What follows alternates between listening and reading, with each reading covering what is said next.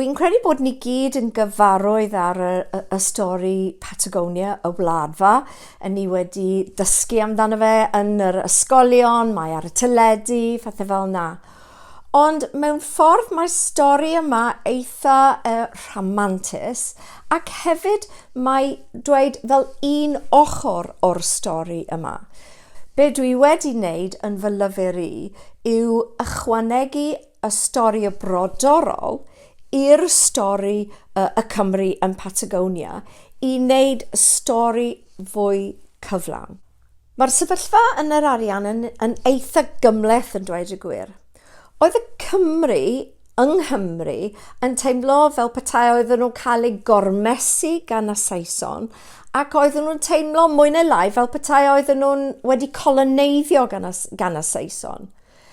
Ond oedden nhw wedi dewis y strategaeth o fynd trwy'r le arall i goloneiddio fel strategaeth i ddianc o'r gormes yng Nghymru. Yn yr ariannyn, oedd y pobl brodorol yn cael eu gormesu hefyd, ond oedden nhw'n cael eu gormesu gan yr archentwyr. Ond be dwi'n meddwl yw bod y Cymru yn rhan o'r cyd-destun yna. Maen nhw'n rhan o'r stori o'r gormes.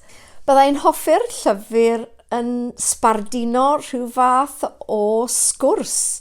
Falle codi cwestiynau. Un peth arall byddai'n really hoffi yw gweithio gyda ysgolion a gweithio gyda'r llywodraeth i trio ddatblygu materion ar gyfer ysgolion. Falle byddai'r plant yn gallu dysgu mwy am beti'r pobl brodorol yn yr hen oes, ond hefyd y pobl brodorol heddiw. Dwi'n credu bod yn hen bryd nawr i ni siarad am pethau fel hyn.